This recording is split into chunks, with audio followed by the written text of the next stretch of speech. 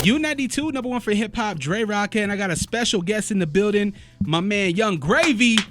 What's good, baby? Me in this. Yeah, man, you got a show tonight. Yes, sir. And tomorrow night.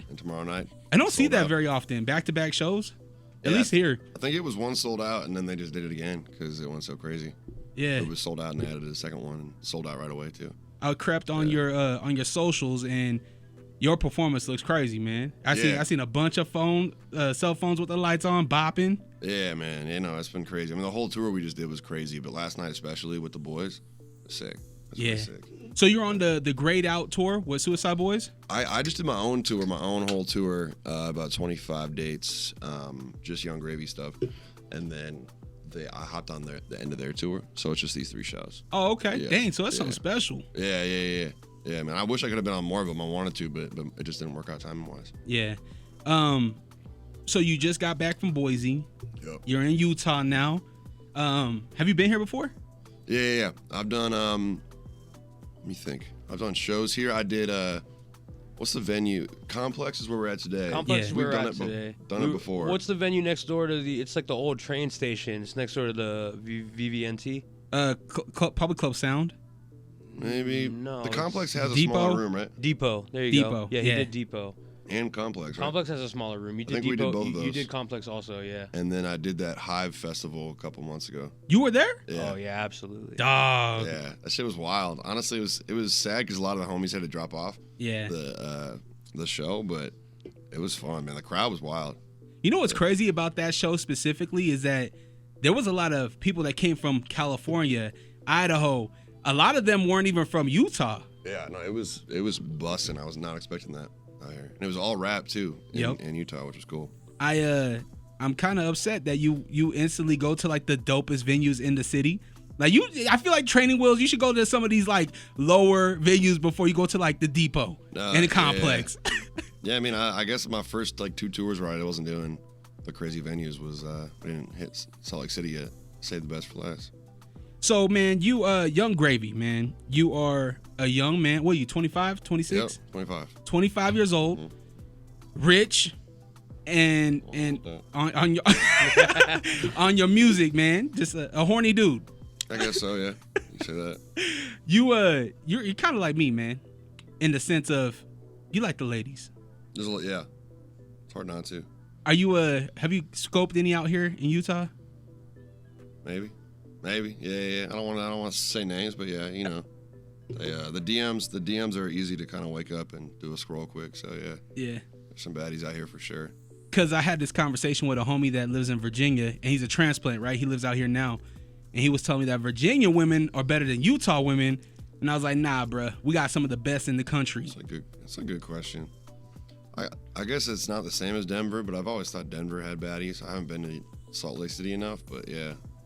I don't know. You don't think about the mountains as a good place for the honeys, but y'all got it. How's it in Minnesota? Nice girls.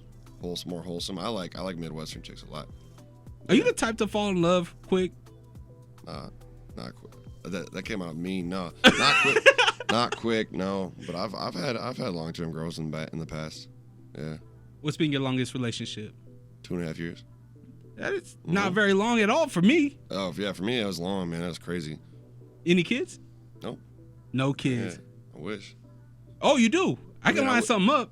We can hook you up tonight. I wish I had time to have a kid. I'd love to have an icy little kid, but no. Would you be the type to bring your kid on tour and bring him on stage? Heck yeah. Yeah, definitely. Little icy. I don't know what his name would be or her name, but yeah.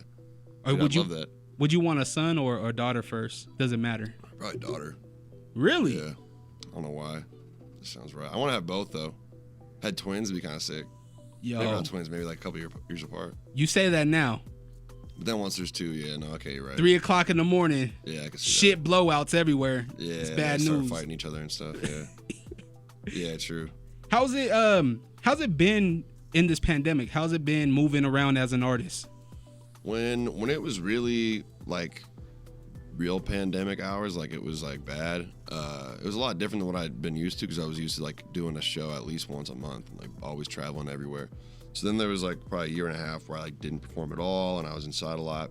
I got a lot of music done, but no, it was different. I was lucky to be able to you know, still kind of live with my job. You know, you can still kind of make moves even just at home. Like I made an album, but now that I can tour again, it's sick. I mean, it's crazy like how many people want to come out and party again and like go to shows. Like I have straight up probably like almost 100 shows lined up over the next, like, I mean, if you include the ones we just did through the end of like 2022, it's like just nonstop touring, and I'm hyped for it. Like this one did not get old already, and we just did a ton of shows in a row. Yeah, you're at like 75 shows in 4 months. Mm-hmm. Wow. And I got tour manager, is it Drew or Andrew? What do we call him? Andrew's cool, man. Okay, Yeah, what's yeah. the street name though? Puya. Puya. Yeah. Okay. Puya. So Puya, tour manager's here as well. So I mean, you're on. You said 100 shows. Close to it. Close? Yeah. I bet it'll be that many throughout 2022 once it's all locked in. Yeah. So how do you keep going, bro? Because you go heavy, man. You go hard on stage. Yeah. It's like, man, I don't know. It's like if I don't get sick, it's fine. I just got strep like a week ago. Oh shit! It's getting Hold better on, you now. good now? Yeah, I'm good If now. I end yeah, up yeah. sick, You'll know who it is. I'll be gone by then. Yeah, but other than that, I mean, it gets tiring, but you know, you get into a routine, and as long as I don't I used to like get a lot more drunk before shows, and I'd be hungover all day, and that did not work out nice. But now I'm more like just straight with it. Business first. Yeah, and it's a lot. Yeah. How do you manage your mental health during all this time? Because that's a lot, man. Being on tour, being on the road, dealing with fans, dealing with fakes, real people, and you just gotta jerk off, meditate, hang out with the gang, you know, see people. It is real dope to being able to travel and like see the homies you haven't seen in a while. Like I got people that moved everywhere, so you know, occasionally seeing someone you haven't seen in a minute is nice. Girls help. Yeah, man, I don't know. It's just like living normal life. At least we got tour bus, so it's kind of like you got your own little crib. Dog, Mobile home. Gravy. I've known you the last 15 minutes, but there's nothing normal about your life, my G. Yeah, I guess that's true. You make it normal. You figure out how to make it feel normal. Seems normal when you're rolling with a bunch of other musicians and doing tours with other people in the same industry. You're just doing the same thing as everybody you're around. Yeah. So it doesn't seem too crazy. Yeah. But I guess from the outside looking in, different perspective. That's true. And after you toured a little bit, it's like you kind of did all the little things like, oh, I'm gonna go crazy, like go out after the show tonight or whatever. It's like, oh, you've tried all that little stuff. You realize it's like gonna make the tour harder. So now it's kind of like school night. Yeah. Type, you know. You remember you have 4 shows in a row. Yeah. Or if you get hit up for the after party, they're like, let's tax them. Yeah. Because I don't really want to do it. Yup. Yeah. You got to tax on the after party for sure. That's dope, man. Something that I love about your music is your beats, man. Your beat selection is dope. Thank you. And I'm going to be the guy. I'll judge the book by its cover. I was looking, I was like, what kind of beats is this dude going to have? Mm-hmm. And you had some fire beats, man. Some like old school remade type beats, man. Yeah, samples. Yeah. That's my favorite. So where does that, do you have like somebody you work with specifically on like beats? I got probably like 4 or 5 main producers I work with a lot. It's Jason Rich, shout out to him, Englewood, Diamond Pistols, my boy Dwilly. There's like a main little crew I work with. And then my man Nick Seeley actually plays all these instruments and will make samples. So that we don't have to clear stuff, a lot of times me and him will go in and like maybe pull up some inspiration, like a couple songs from like, let's say we pick a couple soul songs and then we'll make an original piece of music that's like not copying anybody directly, and then we sample that so we don't have to like go through legal stuff. Dang. It's kind of hard to explain, but yeah, that's how a lot of my shit goes down now. That's a lot. You know what I mean? Because one slip up and you can end up owing these people. Yeah, I've gotten into legal issues. It's really annoying, but it's cool to do it this way now. I can like have full creative control over everything. And it's fun, man. I got actually good at making music. Like I used to, when I first started rapping, I was doing it because I was like, oh, I could definitely spit bars, and like I don't know, I know how to like sort of just get people's attention with whatever it is and make a banger. But now I actually feel like I'm kind of good at making music. Before that, I probably wouldn't be able to tell you what, like I still probably couldn't tell you what note is what note, but like I know when a melody's on or off, or when, you know, I can actually explain to somebody like, oh, do this differently, do this, rather than like, oh, yo, that ding noise right there, like change that, you know. Yeah. Now I know to say it's a snare, it's not a ding. You know? You know that one sound that sounds like this? Yeah, you know, like, yeah. I made the come up on that. So where do you get your inspiration from? What made you get into music?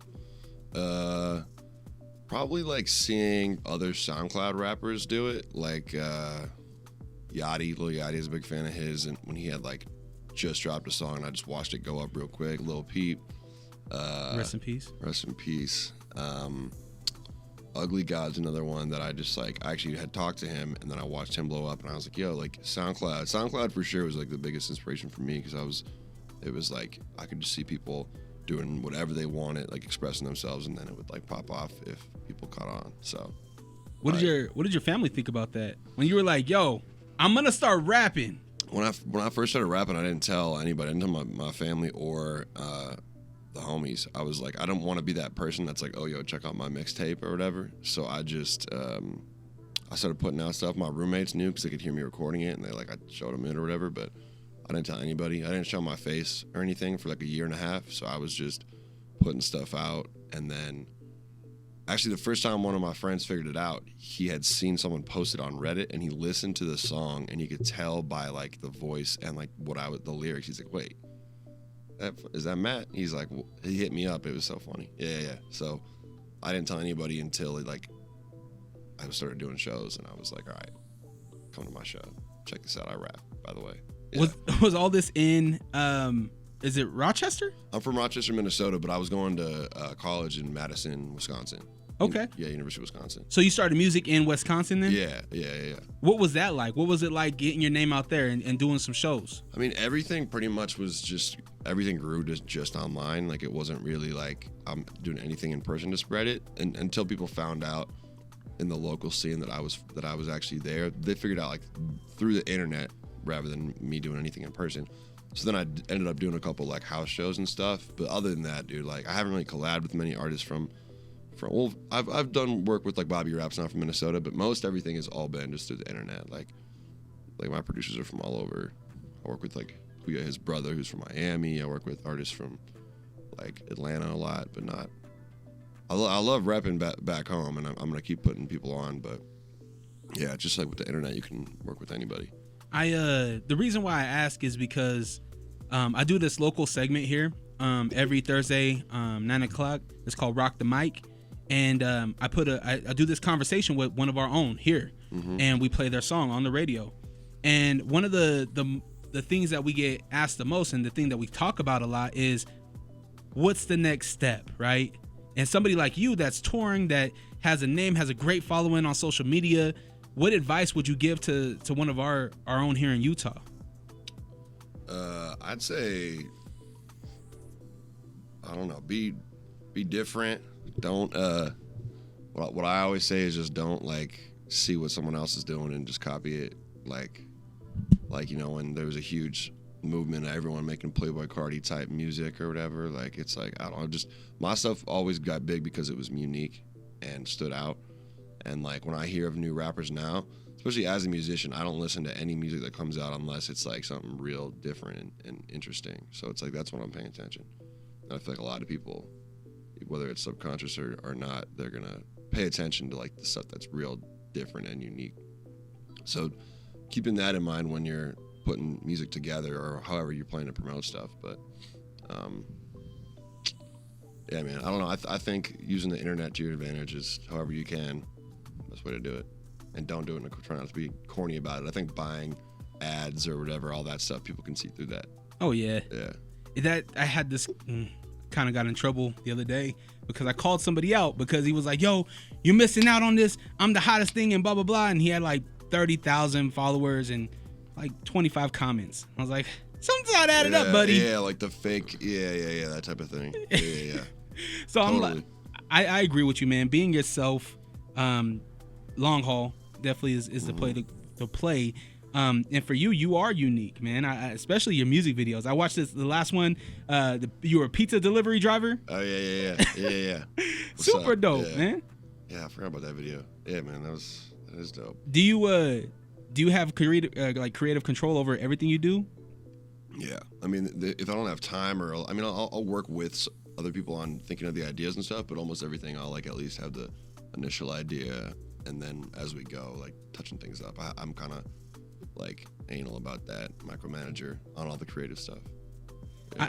I agree with you, man. I think power to the creatives, right? Like, this might get me in trouble, but these big old corporations and the people that are kind of like the people pushing buttons and whatnot, they need talent.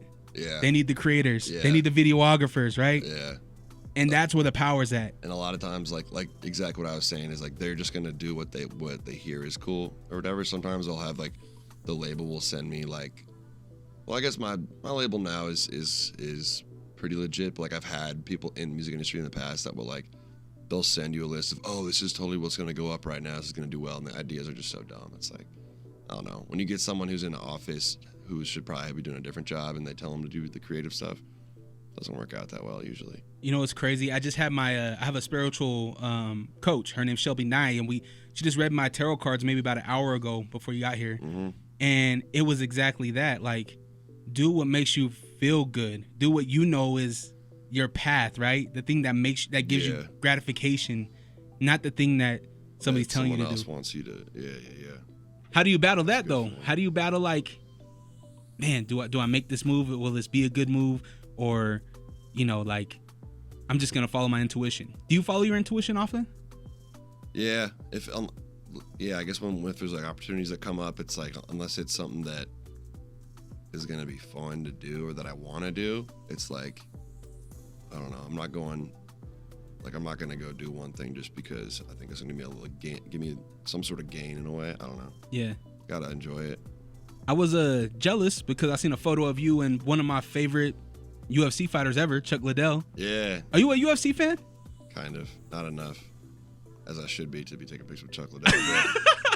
We're fucking Iceman. Yeah, the Iceman. I see that. I was like, no way. Yeah, we were partying one night, man. He's cool. Oh yeah, I heard some stories about Chuck. Another thing I noticed about your music was you had a song with the late Young Dolph, Steve Austin. Yeah, man. R.I.P. Yeah, man. It's crazy news right now, right? That was like the first thing I saw when I woke up this morning. Not what you want to see. Yeah, brutal, dude.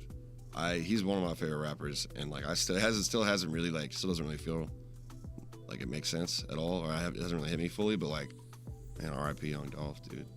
He's buying cookies for his kid too. It's actually sad. That's horrible.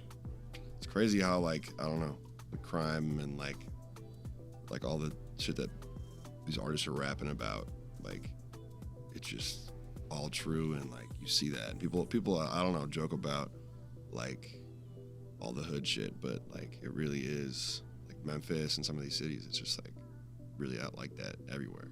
Yeah, crazy, Wild West. I don't know if you're familiar with Dub C from West Coast. What is that? Dub C, he's an artist. He's one of Ice Cube's artists. He actually, if you're familiar with the movie Friday, he's the one that hops out and shoots at Smokey and Cube in Friday. Anyway, he came out here for a show maybe about 10 years ago, and he was like, Dre, he's like, you know what? It's the truth, man. Every hood's the same. Like every place in North America has a hood. It doesn't matter if you're from Minnesota, Wisconsin, Utah, California, Florida. There's hoods in all of these places. Everywhere. So how do you make sure that you're safe out here touring 100 different shows, different cities, different people? How do you keeping people around? You know, certain cities I don't always have security, but at certain cities I definitely will. I guess in that case it's more like if like I've had more issues with like stalkers and like weird people like that than I have with like just general hood shit. But I'll always keep people with me. But there are certain cities where I'll bring out security. And then obviously if you're in a place like Milwaukee or something, you just don't get a hotel. You don't get a hotel on Marquette Boulevard. You get it, you know, you just got to make sure you're in the right spot. Move smart. Yeah. Are you a wrestling fan? A little bit. Not big time, but yeah. He's like, not enough to have a song called Steve Austin? Yeah. Basically, yeah.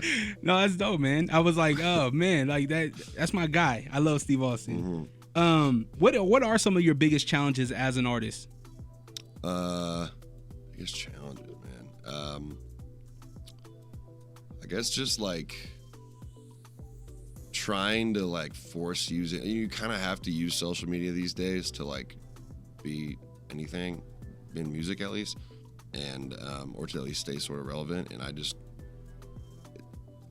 posting like just pictures of like me and like fun shit I've done before. I don't mind that, but it's like trying to like make promotional material. Just like I don't enjoy that at all. It's like trying to force like this social media stuff to me is not fun. I mean, sure it could be way worse, but yeah, trying to like, especially with like TikTok popping off and stuff, it's like everyone's like, oh, you got to go do this dance trend. It's like, I really don't want to do that.